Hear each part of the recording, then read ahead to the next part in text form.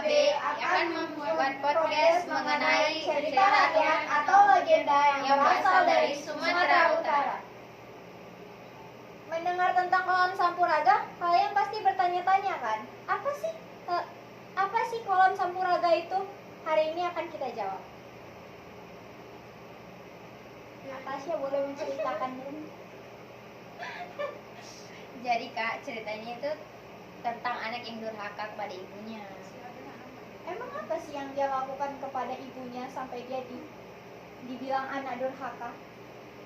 Karena dia merasa dirinya itu sombong dan angkuh. Oh iya, gimana sih awal mula kisah kolam itu terbentuk? Jadi dulu ada seorang pemuda namanya Sampuraga. Dia dikenal sangat rajin dan tekun. Sampuraga bekerja sebagai petani di sebuah ladang milik orang lain. Nah, Sampuraga itu tinggal berdua dengan ibunya karena ayahnya sudah lama meninggal dunia. Dan mereka tinggal di sebuah gubuk yang sudah reot. Terus saat siang hari pemilik ladang tersebut datang membawa makanan siang untuk si Sampuraga.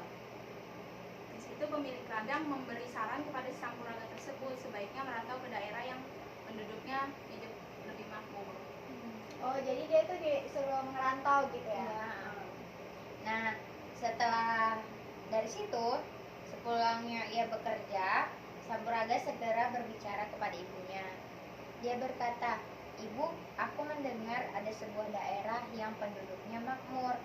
Daerah tersebut bernama daerah Mandailing, dan setiap penduduknya memiliki sawah dan ladang. Selain itu, mereka juga bisa mendapatkan uang dengan cara mendulang emas di sungai tanah mereka." Sampuraga pun berkata, "Aku bermaksud untuk merantau ke tempat tersebut. Siapa tahu nasib kita akan menjadi lebih baik. Apakah ibu mengizinkan?" "Baiklah Sampuraga, demi masa depanmu, ibu mengizinkan meskipun ibu tidak akan bisa bertemu lagi. Ibu sudah sangat tua." Dan beberapa hari kemudian ibu Sampuraga itu melepas kepergian anak satu-satunya itu. Tiba-tiba Sampuraga dikejutkan oleh suara yang memanggil, "Hai anak muda, siapa kau dan apa yang kamu lakukan di sini?" Sampuraga pun menyebut nama dan asal desanya dia. Oh, ini Sampuraga udah jalan gitu ya? Udah. Dia juga menyebutkan alasan datang ke tempat itu ngapain gitu. Nah, setelah berjalan lama, akhirnya mereka berhenti di sebuah rumah yang sangat besar dan mewah. Seseorang itu berkata kepada Sampuraga, "Bagaimana rumah ini menurutmu?" Dan Sampuraga berkata, "Wah, rumah ini sungguh sangat besar dan mewah." Tuan itu berkata, "Bukankah kamu datang ke negeri ini untuk mencari pekerjaan?" Dan dia menjawab, Oh iya Tuhan, saya ingin bekerja untuk membahagiakan ibu saya di kampung." Terus tuannya menjawab, "Kamu sungguh anak yang berbakti. Bagaimana kalau kamu bekerja di tempat ini?" Dan dia menjawab, "Wah, benarkah Tuhan? Tentu saja jika kamu rajin dan bisa dipercaya, tidak akan segan-segan menaikkan gajimu." Nah, setelah melihat kejujuran dan keuletan Sampuraga, tuannya pun menawarkan atau memberikan ia sejumlah uang untuk modal ia usaha berdagang. Sampuraga pun tidak melewatkan kesempatan itu, dan dia pun menerima bantuan modal dari tuannya untuk digunakannya berdagang di pasar. Usaha Sampuraga pun berkembang pesat dalam berdagang yang membuatnya mampu mengembangkan dirinya menjadi pedagang besar. Dan dalam beberapa tahun saja Sampuraga sudah mampu memiliki rumah yang besar. Dan setelah itu di saat berjumpa kembali dengan tuannya berkata, "Ada hal penting yang akan aku sampaikan.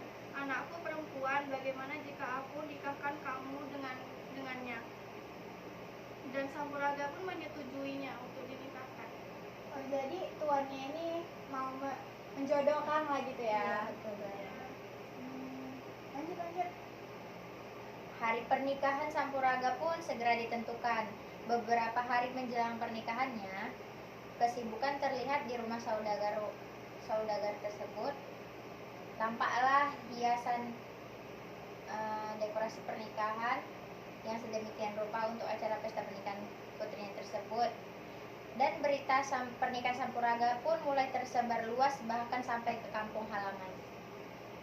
Pemilik ladang yang pernah menjadi majikan Sampuraga itu pun memberitahu ibu Sampuraga, "Nenek, apakah engkau sudah dihubungi oleh Sampuraga? Bukankah dia akan menikah dengan anak saudagar di Mandailing?" Dan ibunya berkata, "Benarkah? Aku bahkan tidak tahu sama sekali." Selepas kepergian si pemilik ladang, Ibu Sampuraga pun termangu, seolah tidak percaya kalau benar Sampuraga itu akan menikah. Dan ibunya berkata dalam hati, apakah dia lupa untuk mengabariku, dan atau apakah dia sudah lupa dengan ibunya. Setelah itu dia berpikir, sebaiknya besok aku datang saja ke Mandailing untuk memastikan hari pernikahan Sampuraga dengan Putri Saudagar. Tiba pesta pernikahan digelar dengan besar-besaran dan sangat mewah. Hampir semua pejabat mendapatkan undangan. Sementara itu, Ibu Sampuraga yang datang dari kampung telah sampai di Mandailing. Dia berjalan jauh, dia pun bertanya kepada orang setempat pernikahan tentang Sampuraga tersebut. Oh, ternyata ibunya itu jalan ya dari kampungnya. Iya, luar biasa sih. Akhirnya Ibu Sampuraga menemukan tempat pesta pernikahan. Dia melihat dengan seksama pernikahan apakah benar Sampuraga itu yang nikah itu anaknya di situ. Semua yang hadir pun terkejut ketika melihat seorang perempuan tua memanggil Sampuraga. Dan ketika ibunya tersebut bertemu dengan anaknya, Sampuraga pun berkata, "Kamu bukan ibuku sudah lama meninggal." Si Sampuraga pun berkata kepada pengawal, bawa perempuan tua itu pergi dari sini. Alangkah terkejutnya Ibu Sampuraga mendengar perkataan anaknya. Dia benar-benar tidak menyangka bahwa anaknya akan berbicara begitu kepadanya. Dalam kesendirian di tempat yang sepi, Ibu Sampuraga hanya bisa menangis melihat anaknya telah mengingkari di tengah kesedihannya yang memuncak. Ibu Sampuraga pun berdoa, "Ya Tuhan, kenapa anak aku bisa menjadi durhaka? Berikanlah pelajaran kepadanya karena telah durhaka kepada ibunya ini." Setelah tidak lama Ibu Sampuraga berdoa, terjadi gempa yang dahsyat di tempat pesta tersebut. Semua yang hadir di pesta pernikahan itu panik dan berlari menyelamatkan diri. Sayangnya tidak ada yang selamat dari gempa tersebut.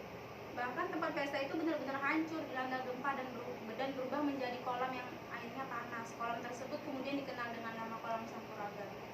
Sebagai pelajaran bagi kita semua untuk tidak durhaka kepada ibu. Sedangkan Ibu Sampuraga yang sedih dan kecewa dengan sikap anaknya memilih pulang ke kampung dan melanjutkan sisa hidupnya di sana. Nah, itu dia kisahnya. Nah, ada nih yang mau aku tanya, apa sih kutukan dan hukuman yang diterima oleh Sampuraga yang pada akhirnya membentuk Kolam Sampuraga? Nah, hukuman yang didapat Sampuraga itu